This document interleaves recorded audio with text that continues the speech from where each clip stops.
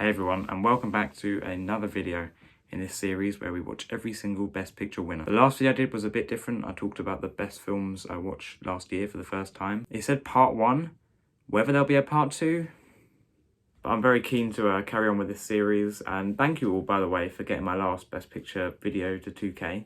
Much appreciated. One of the biggest benefits that I have watching every single Best Picture winner is kind of seeing a story throughout the entire thing of the history of cinema. The first interesting thing you can notice is how the introduction of the Hays Production Code can be marked very clearly. Given that the first Best Picture winner, Wings, is quite graphic and actually has the first gay kiss. The second is about 2 promiscuous dancers. The third is a violent and gruesome war film. And that marks the time when the production code came in and everything just became inoffensive and racist. Not that films weren't racist before. I also pointed out in one of my videos that in the 40s, you can see a big shift to lots of war propaganda films like Mrs. Miniver and Casablanca. However, the 50s is the most interesting because this is when people were really competing between the cinema and their TV screen, which is obviously very relevant now, with some streaming services not even putting their films in cinemas and going straight to streaming. For many, the end of cinema is nigh. So it's comforting to know that people thought that in the 1950s.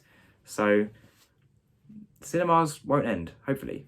This doubt and lust from studios to get audiences into the cinema can be shown by the marketing tools for most of these Best Picture winners. If you look at the posters of any of them, they'll be littered with labels such as CinemaScope and Technicolor, all elements of a cinema watching experience that you can't replicate at home. So this does mean that the 50s batch of films is a lot more colourful, a lot bigger in scope, and often a lot more entertaining, but sometimes you can tell that the films purely relied on their technical aspects and fell short in achieving anything heartfelt and profound.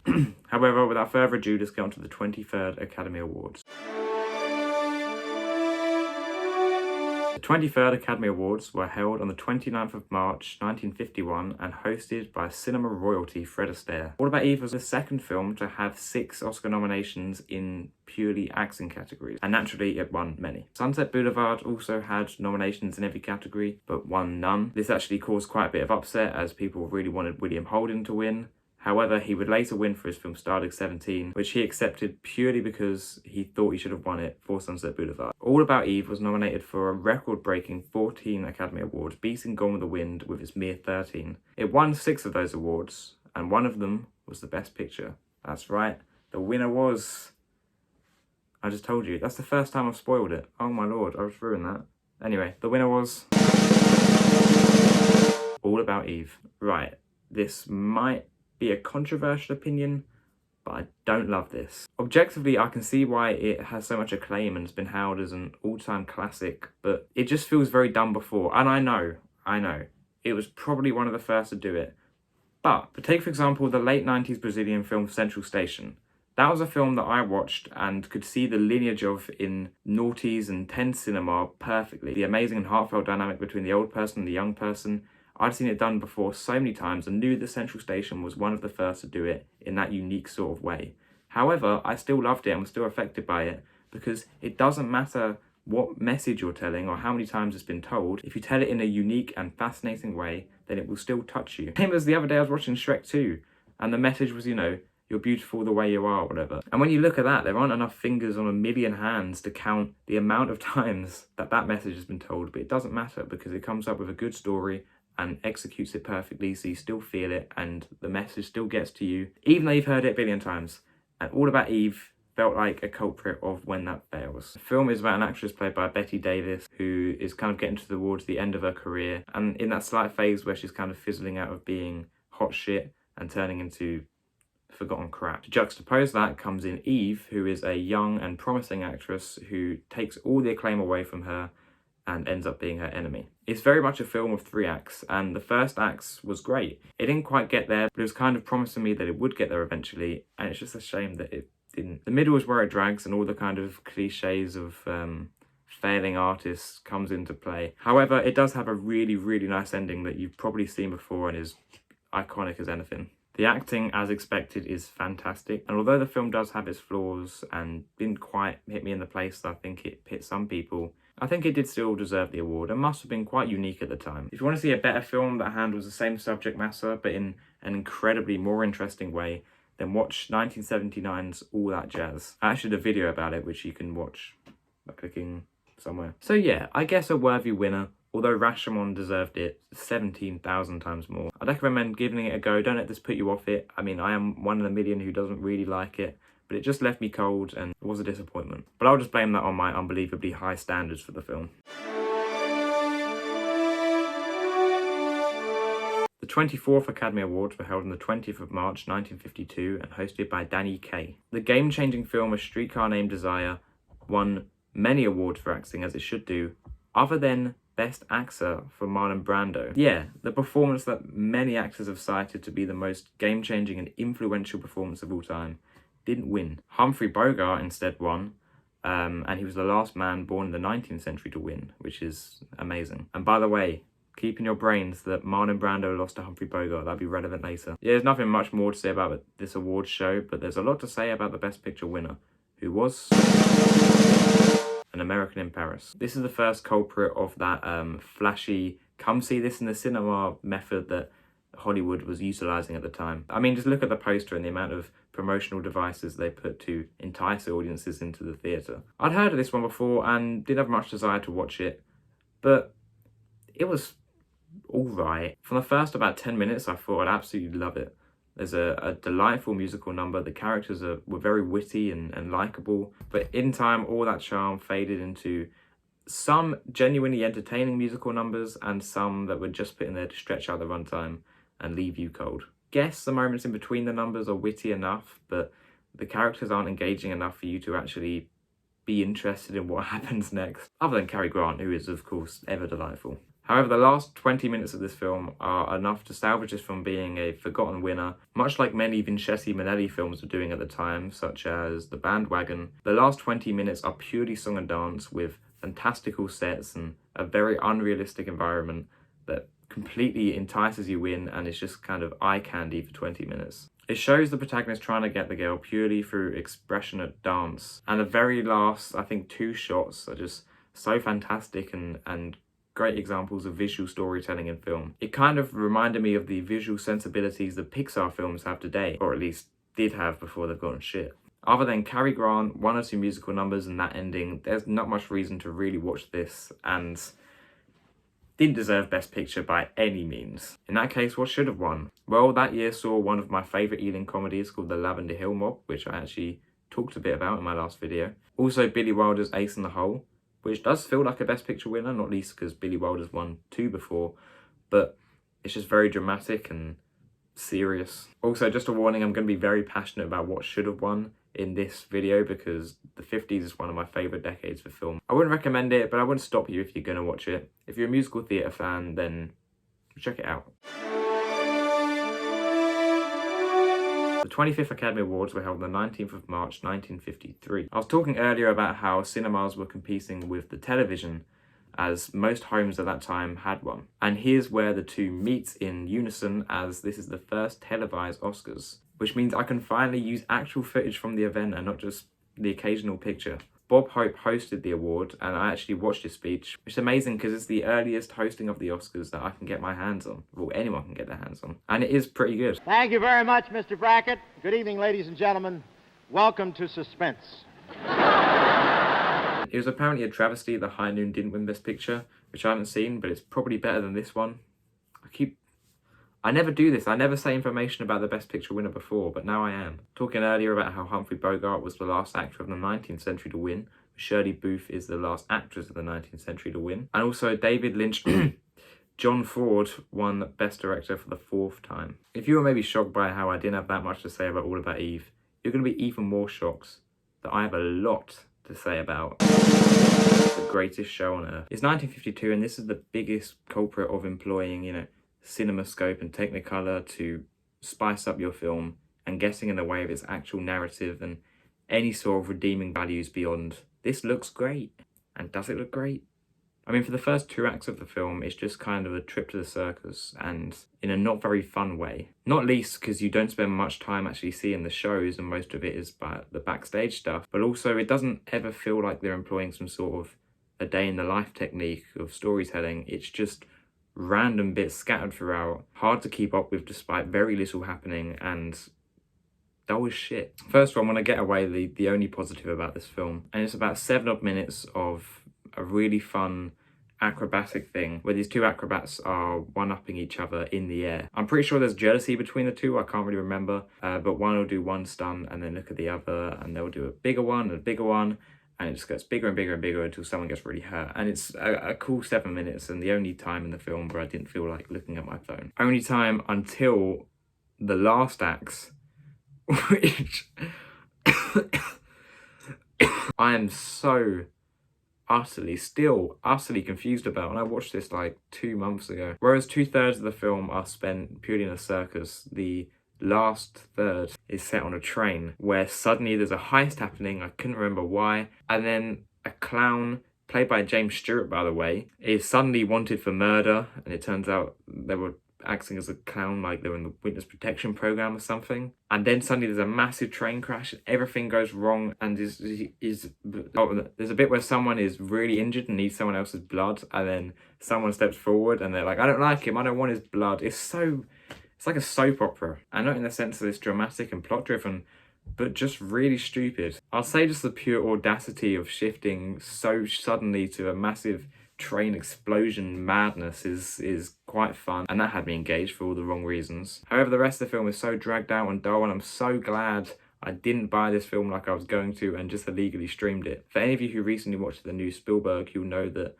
this was one of the first films Stephen watched in the cinema, and in fact the film that made him fall in love with filmmaking. See the iconic scene where the train does crash, which was again so unexpected. Apparently messed up young Spielberg's mind as much as it did mine, and he wanted so desperately to watch it again despite not having, the advantages of streaming that we do. So his mum let him use his dad's video camera to film the train crash on a small model so he could watch it again and again and again, which is a fantastic story. And maybe I'm wrong about this film, because if Spielberg likes it.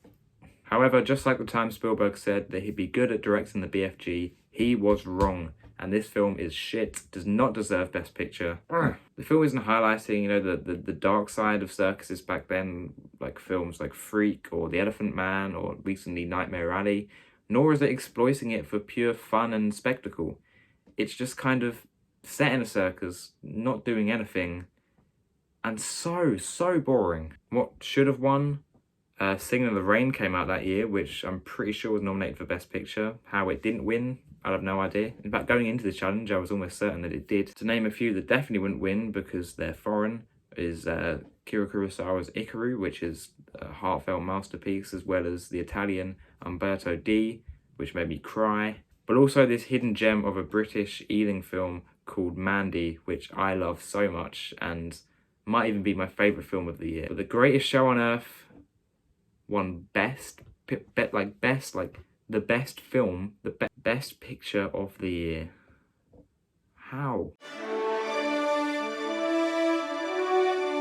The 26th Academy Awards were held on the 25th of March 1954 by Donald O'Connor and Friedrich March. There are a few live broadcasts during the event of people announcing Oscar winners, which is basically the 50s equivalent of when famous people kind of Skype into the Oscars and talk about how they're so sorry they can't be here and then present an award. I've never understood why that's been done. I mean, surely there are plenty more famous people available to present it. Why you'd need to just look at a screen of someone doing it. But, of course, it's useful for people that can't actually attend this ceremony for whatever reason, even though it's the Oscars, and you should turn up for that, you know what I mean? By this time, there were 43 million viewers tuning into the Oscars. Whereas they were popular before just by word of mouth and the announcements of the winners in the newspapers, now people could actually watch it live, and it was never more popular than ever. And of course, would only grow in popularity until its kind of recent decline. William Holder did the shortest acceptance speech ever, just saying, Thank you. Thank you. The reason why was, as I mentioned earlier, he won this for Starlig 17 and actually didn't like his role and convinced Billy Wilder many times to change it. However, his wife convinced him to take it because she thought he should have won for Sunset Boulevard, which he should have. However, if you ask me, the two leads in the Best Picture winner were also worthy, and that film is From Here to Eternity. Although this film isn't necessarily a household name, you will recognise the iconic image of two people kissing on a beach as the waves go over them. Maybe just because it's been parodied in Shrek 2. Also, this is the second time I've mentioned Shrek 2. How great is that film? Much like Stanley Kubrick's Paths of Glory, this film is about a conscientious objector, an anti-establishment statement that is ever powerful even today. The A-plot revolves around a character called Pewitt, who refuses to box for the military because he doesn't fight anymore. However, the B-plot is about romance and the kind of underdone side of the film that makes me fall asleep. However, the anti-establishment stuff is genuinely very compelling and interesting. Especially the character of Pewitt, and Montgomery Clift's performance is fantastic. See, we're not told much about this character and why he won't box for the military, other than his short-term reason of I won't fight. So it's up to Clift to play a character who's clearly very tortured and has a lot to hide, as well as just someone who is very different, and not just because he breaks out into trumpet solos every now and then.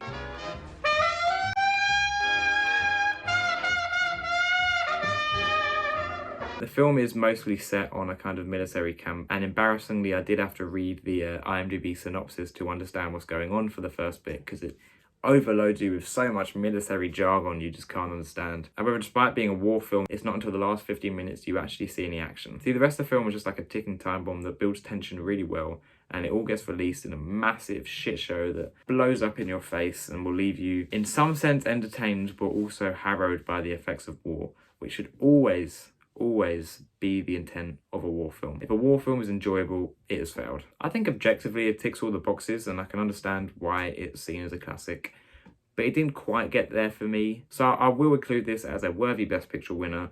It's not one I'd watch again and not one I'd rush to recommend. What also came out that year, Tokyo Story is fantastic. Stardic 17, of course, I mentioned and actually did a video about. The Wages of Fear. Oh, I know I keep mentioning foreign films that could definitely never win, but The Wages of Fear is one of the best French films ever. The 27th Academy Awards were held on 30th of March 1955 by Bob Hope and Thelma Ritter. Remember I said to remember that Humphrey Bogart beat Marlon Brando in the Oscars, where Marlon was nominated for A Streetcar Named Desire? Well, here's why. See, Humphrey Bogart and Marlon Brando were nominated again for Best Actor, and this was seen unofficially as a rematch. Whether that was intentional or not, I'm not sure. It probably wasn't, but audiences were divided between who would win, and Marlon rightfully took the cake. Took the cake? I've heard takes the cake. I've never heard took the cake. Dorothy Dandridge was the first black woman to be nominated for a Best Actress. She didn't win, but still as a stepping stone. Yeah, there's not much to say about this one. Whilst editing this, I might dig out the footage from this Oscars, but for now, the Best Picture winner was On The Waterfront. Now we're talking. Although I haven't even gotten to the second half of the 50s, this is without a doubt my favourite Best Picture winner of the decade, as well as just one of my favourite Best Picture winners so far. I've seen it before, and although I did love it then, it was only rewatching it I realised this is one of the greatest films ever made. It shows racketeers, I think they're called, kind of like the mafia but smaller, who run the trade union of this working class town in a very corrupt way. The brother of someone who is involved in all of that is played by Marlon Brando, who is kind of bordering between the people who are getting screwed over by the racketeers and the bad guys. The MacGuffin of the entire film is that Marlon Brando is inadvertently involved in a man's murder who the kind of mafia of the town organised. In fact, the man was his friend Joey.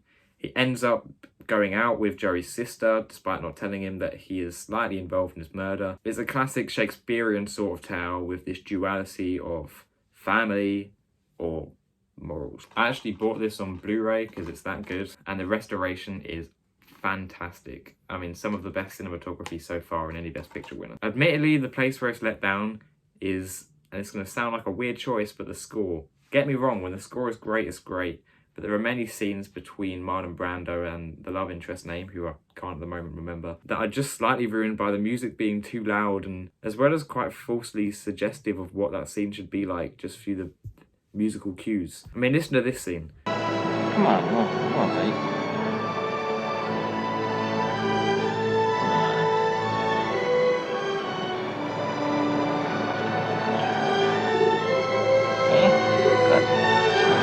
The music is so playful and loud for no reason at all. However, that's just a teething snag. Other than that, the film is perfect. Just as good as Marlon Brando's performance is Lee J. Cobb, who plays Johnny Friendly, the sort of leader of the mafia. You may know him from 12 Angry Men, and he gives an equally as compelling performance in this film. Where the film really deserves its Oscar is in the ending, which is one of the greatest endings ever. It ends on such a profound note that will really put a spring in your step when you leave the theatre.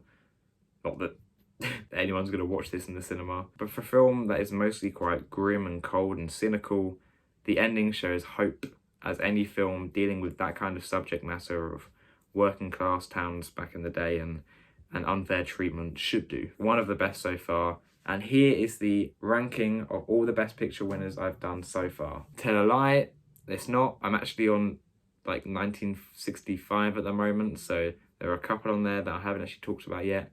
But nevertheless, On The Waterfront is high. Despite my love for this film, my favourite film of 1954 is undeniably Kurosawa's Seven Samurai, which would never win because it's foreign. Despite my earlier point about the 50s being filled with very splashy and visually appealing films, On The Waterfront is an exception of a more low-key black and white film. As is the next one, which I'll be talking about in the next video. Other than The Greatest Show on Earth, which is far from the greatest Best Picture winner, these have all been good, at least, or at least not bad. And especially after a decade of uncertainty and war, researching this, the 50s does seem like a much more positive decade, full of liveliness and hope. Comment down below where your favourite Best Picture winner is, of this video or just of all time. But for now, that's all, and I'll see you in the next one where I talk about 1945 to 1949, which has got some good ones, I must say. Anyway, goodbye.